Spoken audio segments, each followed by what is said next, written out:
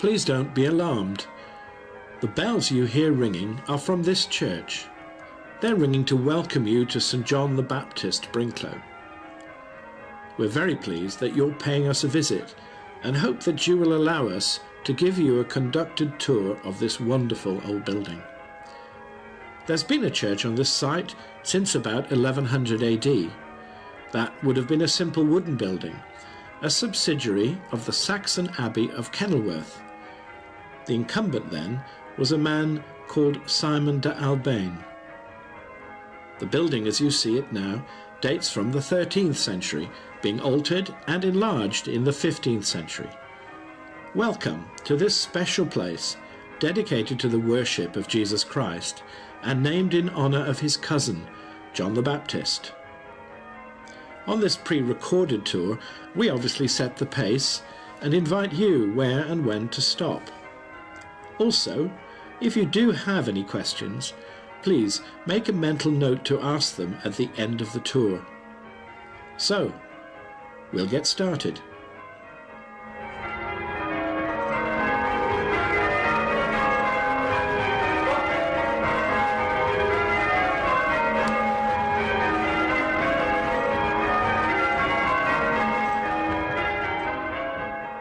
You should now be looking up the main aisle, towards the chancel and the main altar.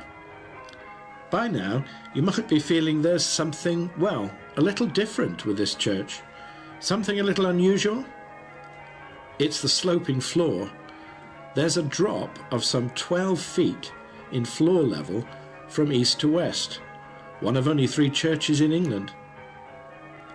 We have no concrete reason to explain why St. John's was built on a slope.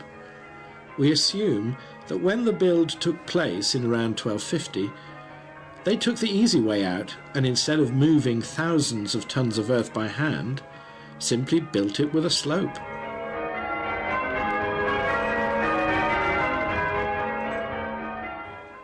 As you move slowly up the aisle, cast your eyes left and right, and you will see decorated shields at the bottom of the arches. There are 12 that record the benefactors of the church over the ages.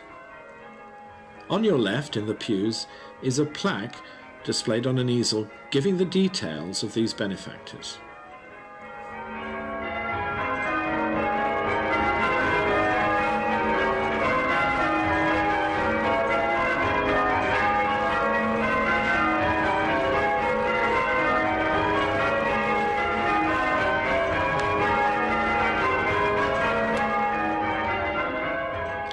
Before we reach the chancel steps, look up and notice the pointed arch joining the different roof levels between the nave and the chancel. You'll notice that the arch is offset. One theory is that it was designed in this way in order to depict Christ's head lying to one side when he died for us on the cross. Or it may simply be they had a poor architect. The view of the chancel from where you are standing has changed over the years. One time, you would have seen little of the chancel and the main altar from here. A very decorative, rude wooden screen separated the chancel and the nave. There would also have been a small musician's gallery or platform entered via the stone steps next to the vicar's stall. They now lead nowhere. There are 2 photographs displayed that show rood screens in other similar churches. The stone lectern and pulpit were installed by the Victorians and modified in 1968. This modification was carried out despite many objections from villagers who called for a full village meeting to discuss the alterations. However, the then rector, the Reverend Gordon Cook, and the church council went ahead anyway. They also removed the front 2 rows of choir stalls at the same time. The stone, which now forms the lectern and pulpit, was originally put in place by the Victorians. It was at that time that the wooden screen was removed and replaced by stone. Another photograph shows the layout of the lectern and pulpit before the last alterations were made. The surplus stone was used to make the legs for the altar in the north aisle.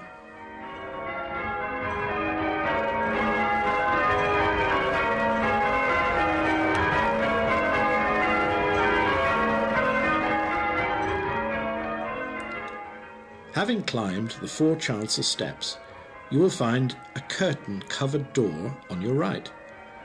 Around the year 1500, this would have been the entrance used by the monks leading the services, and later by wealthy parishioners who purchased their seats in the chancel and used this as their own private entrance to the church.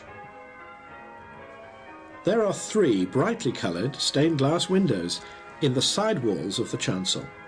The one on the left is in remembrance of the Reverend Richard Bloxham, who had a big influence on the people of Brinklow during his 47 years in office. One of those on the right is dedicated to James and Sarah Fitter by their children.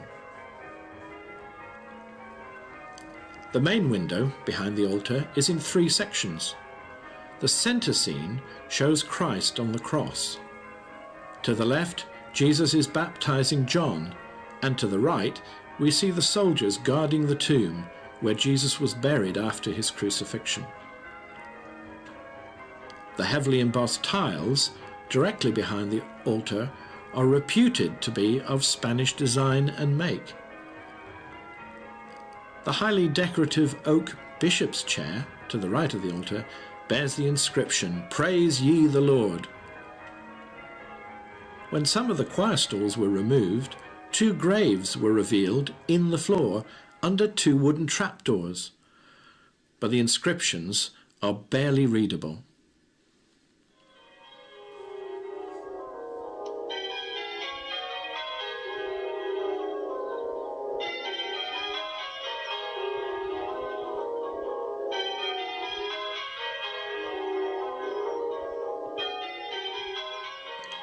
We will now leave the chancel and turn right at the bottom of the 4 steps.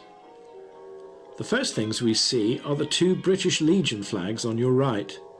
They've been in place since 1969, when this part of the church underwent some refurbishment, financed by the British Legion and rededicated by the Bishop of Coventry. A plaque in the floor at the bottom of the flags records this.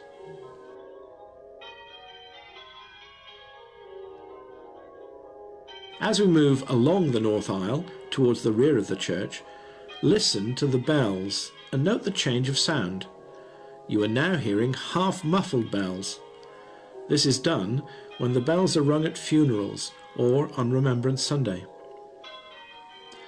On our right, the remembrance plaques record the names of the Brinklow men who made the ultimate sacrifice in the 2 world wars. The population of the village in 1911 was only 640, and so the death of 16 men in the First War would have been a significant loss. 28 years on, many men of Brinklow were now working in the car factories of Coventry, and so were involved in supporting the war effort once again, a small number being drafted into the forces. 2 gave their lives fighting for the freedom of Europe in the Second World War. The names of all 16 who gave their lives are recorded here. At the going down of the sun and in the morning, we will remember them.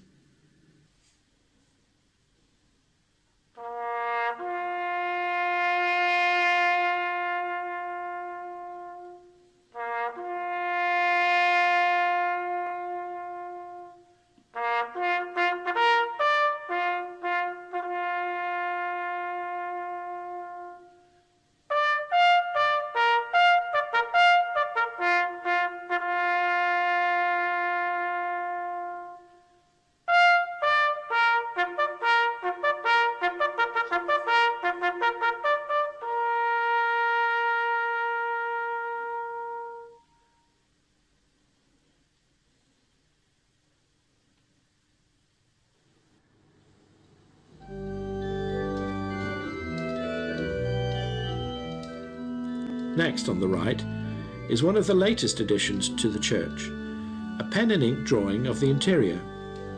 The artist spent many hours in the church, which he loved. His daughter still lives in the village.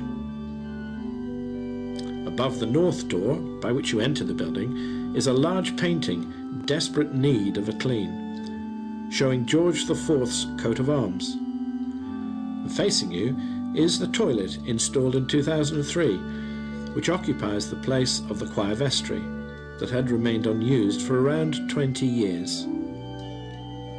On your left, the 15th century stone font is lead-lined and built into the side of the pillar. Our baptismal records go all the way back to 1558. We now invite you to move across to the south aisle, again built in the 15th century as a ladies' chapel.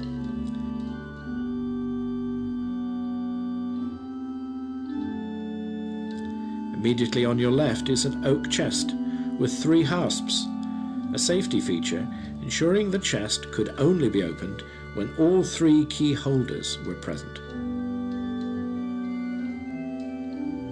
On your right, as you face the south wall, is the door to the bell tower and roof. That we will investigate later. A new wooden plaque to the left of this door records that in 2012 the peal was increased from 6 bells to 8. And the children's corner was put in place about the same time.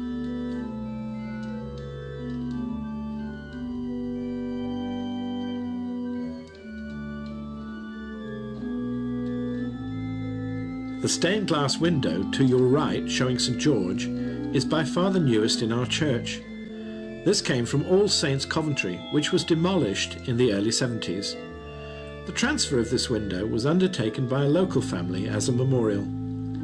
A Jenny Wren was added to the window a few years later to remember Jenny, who was tragically killed in a road accident nearby. Follow the wall round the corner and you will see a large stone tablet recording 3 people: the Reverend Thomas Muston, his wife and her sister. Thomas was by far the longest serving rector in St. John's long history. For 54 years he cared for the people of Brinklow, passing away in his 83rd year. The steps below lead up to the vestry, but that wasn't always the case. In the early years, this would have been the main entrance to the church. To the left of the vestry is a case holding books belonging to the Women's Institute, now in its 86th year and still going strong.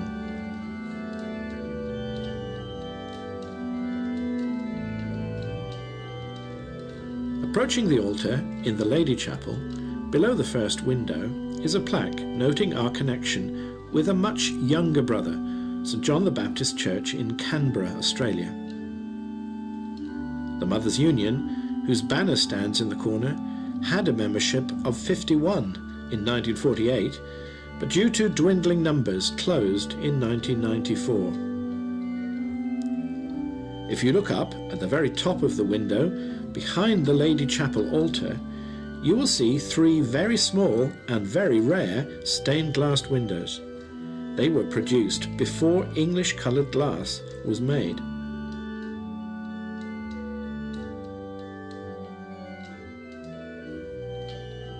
A plaque showing the rectors of Brinklow hangs to the left of the altar, recording 56 rectors over 763 years. We will now make our way to the rear of the church.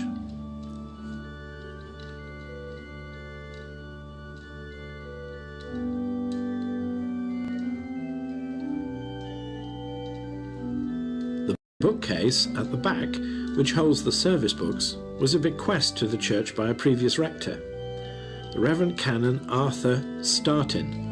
Arthur served from 1927 to 1931 and died in 1984. The glass doors that you are facing were erected as part of the refurbishment improvements carried out in 2003. The wooden box-like piece of furniture to your right between the organ and the doors is a fold-away kitchen unit. Let's go through the glass doors and view the Hardman window, which shows Christ in glory and the Last Judgment. This extraordinary work contains over 100 faces and was donated to the church in 1874.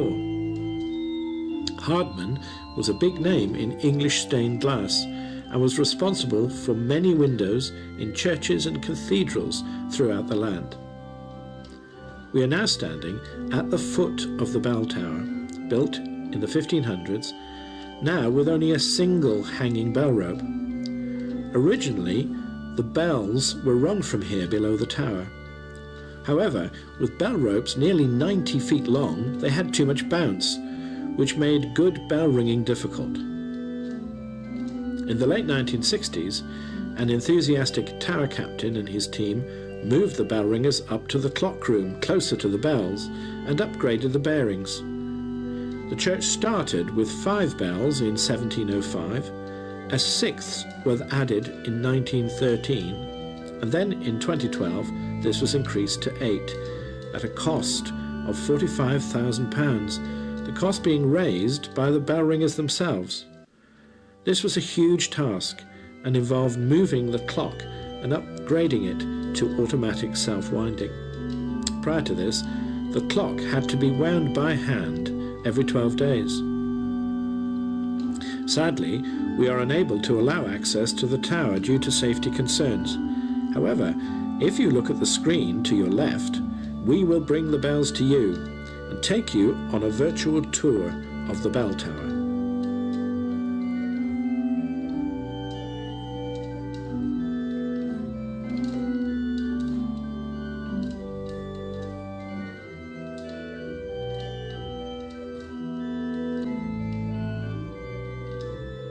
The steps, approximately 12 inches deep, are uneven and worn. Fortunately, lights have been installed. But don't grab the handrail because there isn't one. 27 steps, and then we come to our first stop. If we open the door on our left, it will give us more light and allow us to look out onto the south aisle roof. It looks fairly new. Around Easter 2010, thieves climbed up and stole the lead from the roof. Unable to carry it all away with them on the first night, they returned a couple of weeks later and took the rest. Not only did we have to replace the roof covering, but due to the damage they caused, we also had to repair stonework and the vestry roof. The new covering material, turn-coated steel, has no resale value and costs only a third of replacing the lead. We'll press on. Another 35 steps and we come to the ringing chamber, formerly the clock room, until the ringing of the bells was transferred from the base of the tower in the late 60s. The picture you now see is how the ropes are parked during the week when not in use. We'll climb another 10 steps to the bell chamber, or to give it its correct title, the belfry. Here, our 8 bells are housed. The 8th bell, which is the largest, is known as the tenor and weighs in at over 400 kilos. The lightest, being the number 2 bell, added in 2012, weighs in at just over 177 kilos. With bell ringing, there's no loud or soft. Control of the volume is managed simply by opening and closing each of the 4 window-like shutters on each side of the bell chamber. The bells here are in their normal parked position, down. Before the bells can be rung, they are rung up to their stand position, as now being shown.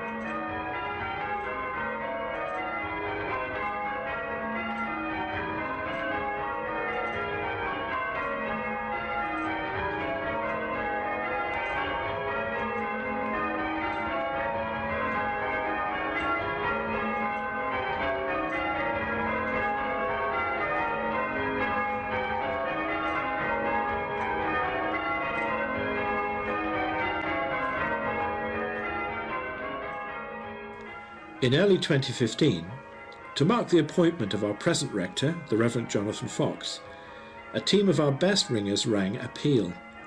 This was a new peal which had never been rung before, taking 2 hours and 40 minutes and consisting of 5,124 changes. We named it Fox Alliance Major.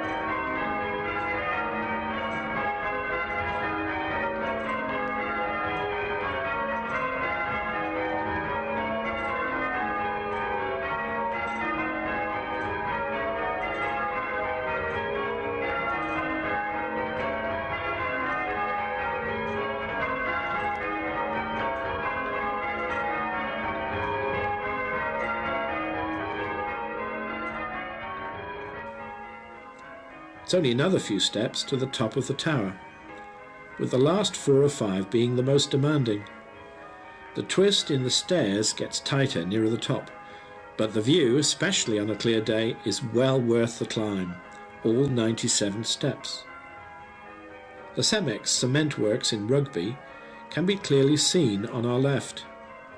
As we swing round to the right, the unit, still known to the village as Rolls-Royce Anstey, can be seen, with the main street of Brinklow in the foreground.